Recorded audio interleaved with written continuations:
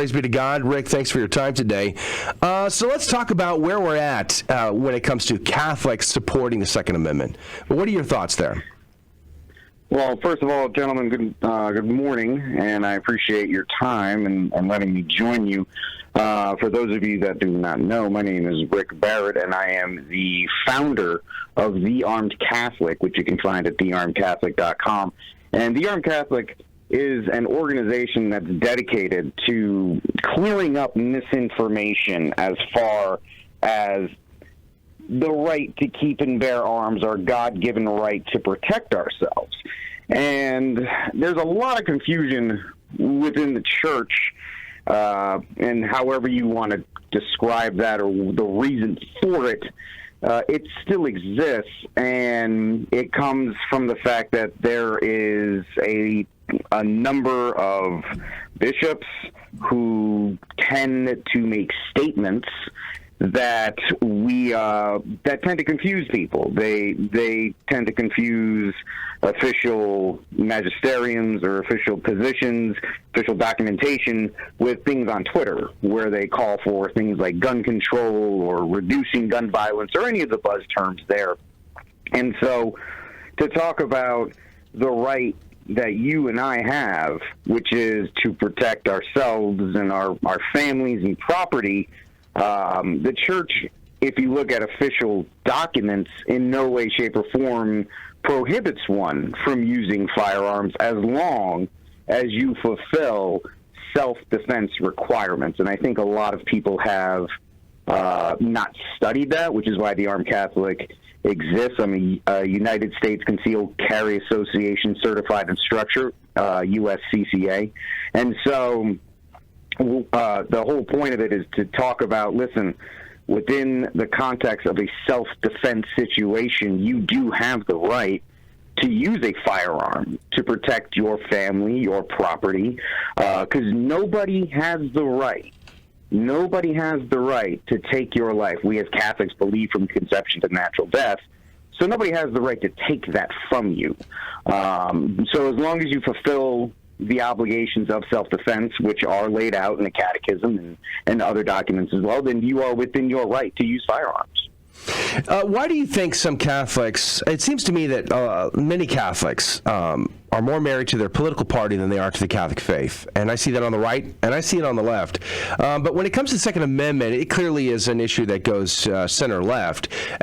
New York, Chicago, Los Angeles. I mean, there's a lot of cities that are in this boat where they have basically made the gun laws there so restrictive that citizens can't really defend themselves legally. What do we as Catholics do about that?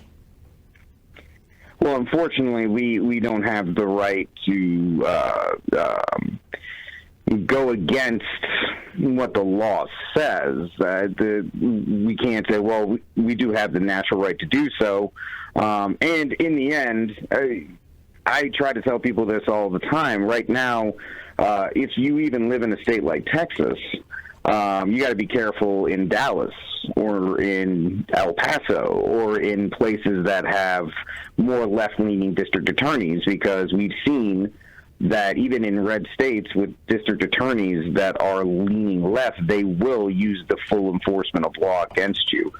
So as Catholics in cities, if you are in a city right now and your district attorney is going along with what the mayor of Chicago or the new mayor of New York or typically the mayor of Los Angeles, their anti-gun rhetoric, it's going to be very difficult for you to exercise that right. You may have to use other methods, or you're going to have to do things like try to do the best you can to upgrade your home security-wise, locks, cameras, things like that.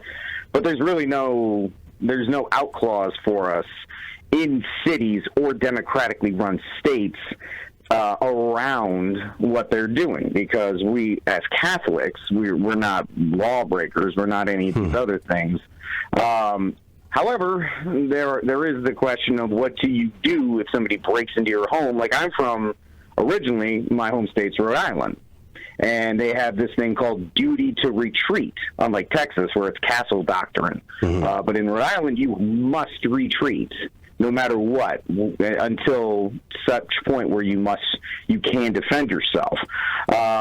So the idea is, when do you take the God-given right to defend yourself and then deal with the legal repercussions, and when do you not? That's something that I don't envy anybody who lives in the city right now has to face that kind of choice. Yeah. Hold that thought. I want to ask you, it seems to me, there's an article out by The Stream. Jason Jones and John Zimmerach co-wrote the article, God, Guns, and the Government, a paper to send to your pastor. And one of the points this article makes is the cooperation between mainline Protestant communities and the Catholic Church in the pro-life cause. How it has really got us to where we're on the verge of overturning Roe v. Wade, praise be to God. But is that true when it comes to Second Amendment issues? It seems to me like it's not really true, and there is some waning support there. What say you, Rick Barrett? Once again, good morning, Joe. Thank you for letting me spend some time with you. First of all, as I've said to anybody that'll listen, our Protestant brothers and sisters absolutely outclass us when it comes to voting to protect the unborn. It's something that we have to address as Catholics, how they absolutely every single time step up and defend the right to life. As far as firearms and the Second Amendment and the right to keep and bear arms and defend ourselves, Protestants once again have more of that American ethos of the for lack of a better term, the cowboy mentality to defend yourself, your property, your life, and all of the very American things that we all hold and love. Now, Catholics, like many things, we have been taught, for lack of a better term, for the past 50 years that there's a very heavy emphasis on love and turn the other cheek and to be very, for lack of a better term, docile. And those are all things that the Catholic Church absolutely teaches. I'm not here to say that they don't. I am in no position to counteract that. However, it has trumped the very masculine traits of defense, of defending your home, of making sure your wife and children are provided for, your communities, to make sure your communities are defended against, whether it's the Vendée, the Cristeros. We have examples in Catholic history of Catholics taking up arms to defend themselves when the situation calls for it. I always want to make sure that I emphasize, when the situation calls for it. We do not seek violence. We do not seek to harm anybody. But if there is harm that will be done to us, we have every right to defend that. And we've kind of fallen into this pattern where many bishops, starting in the 70s, have talked about getting rid of firearms, getting rid of gun violence, and kind of tying gun violence into the societal problems, the talking points that we hear from certain politicians. And it's difficult to try and separate that. And so for us as Catholics, even when we say we use firearms for something simple as hunting, we kind of get looked at like, ooh, why do you use guns? That's kind of icky. And it's very difficult to try and separate, like, no, it's okay to use a firearm or to own firearms. And we've been kind of divorced from that mentality, that masculine defensive mentality of, listen, I don't want any of this violence. I want to live in peace on my farm and raise my cows and chickens and have my beautiful family and go to church and try to get to heaven. And anybody that dares try to stop that must be dealt with. And so there's plenty of saints that talk about that. St. Augustine of Hippo talks about that. Pope John Paul II has made mention of it. Catechism of Pius X all talk about self-defense. But these things have been whitewashed away in favor of a more, for lack of a better term, just very calm and very let's just say it, feminine energy of love is everything, love will save the day, love, love, love. And while that's true, it paints over and it pushes aside other teachings of the church. Yes, absolutely. I think, especially the point about love, I mean, people have a distorted idea of love, and love is what, as St. Thomas defines it, as love is to will the good of the other for the sake of the other. And this goes straight into the point. I mean, I love the stories of the Cristero martyrs going off to battle. You hear the story of the French Vendée. You hear the story of the Crusaders. Some of my favorite saints, King Louis IX and King St. Ferdinand, amazing saints. But in terms of this action of love and this action of suffering and meekness that is often thrown at us, thrown at Catholics to say, oh no, you have to turn the other cheek, you can't be fighting, these kind of ideas. I was surprised that on your website you list the story of St. Gabriel, and I had never heard this story of St. Gabriel before, of why he's the patron saint of marksmen. And I am thinking, St. Gabriel, you mean the guy who loved to suffer and the guy who's, has the model of meekness and the model of humility? He's the patron saint of marksmen. Could you tell me the story of Saint Gabriel, the Passionist? It is actually, St. Gabriel will probably be the first one to tell you that it would be a little funny to associate him as the patron saint of firearms and marksmen. And this story comes from Catholicism.org, that it was a surprise to him that he was going into town, and when he was in town, he ran across a group that were, for lack of a better term, terrorizing a young woman. She was being dragged home by drunken soldiers. So St. Gabriel, being a masculine man and seeing a female in danger, having her life, having her autonomy, having all of these things being ripped from her, said, no, this is not right. He ran to her aid, and he quickly got there. He grabbed a pistol from one of the assailants and told those men to leave the town at once. And of course, the other soldiers came up and said, who are you? Drop your weapon.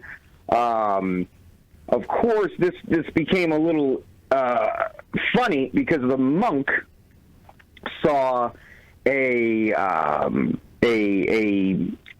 tiny animal, because he started to say, this goes back and forth. Gabriel's telling them to put their weapons down, and these soldiers in a drunken anger because they were not able to indulge on their urges are getting angrier and angrier. But a small lizard darts into the street from a hiding place, as lizards type to do. So Gabriel's hunting instincts kick in, and without even so much of a casual aim, he severs the lizard's head with one perfect shot. And so, of course, after that happens, the soldiers see that this is not something they want to deal with, and they fulfilled St. Gabriel's request to disarm.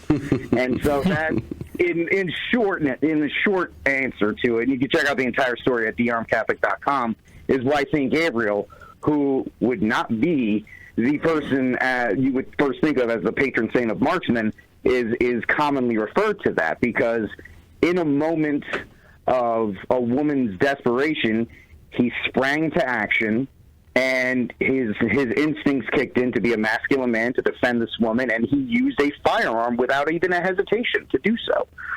And by God's will, he was able to protect this woman, and that's why you would see that. That's why people often refer to St. Gabriel in that way.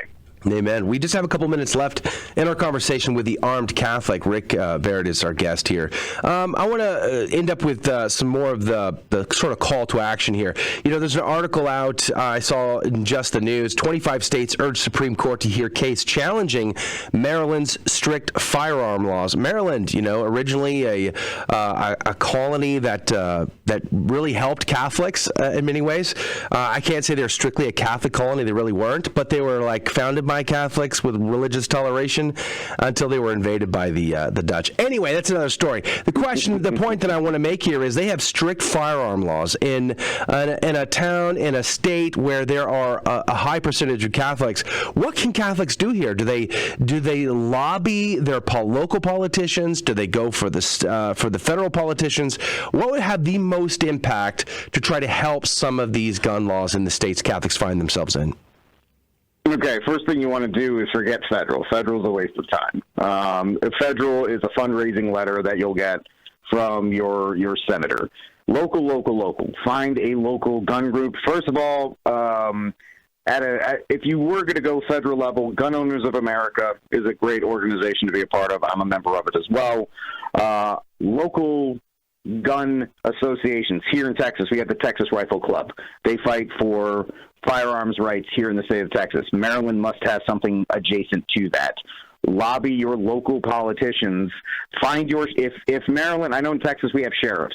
If Maryland, if counties have something similar to that, and you can elect those sheriffs, elect ones that will, for lack of a better term, ignore these unconstitutional mandates at the state level, and continue to exercise your right at the ballot box and with your financial contributions to local gun associations, to the Gun Owners of America, and these other places to continue to push. And, of course, vote your local vote for your local representatives and local mayors and whatever else you can do at that local level. Because the federal level, first of all, they have no right to say any of this stuff, so it's all unconstitutional.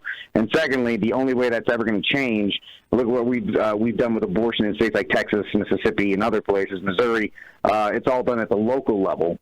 So I feel the same way is going to be, if you're really concerned in that way, you got to get involved locally, okay, with gun associations and so forth. All right, praise be to God. Rick Barrett, thearmedcatholic.com. Thank you for your time today. We're very grateful to you. God bless. Thank you, gentlemen. God bless you. Have a great day. And that is going to do it for hour number 1 of Catholic Drive Time.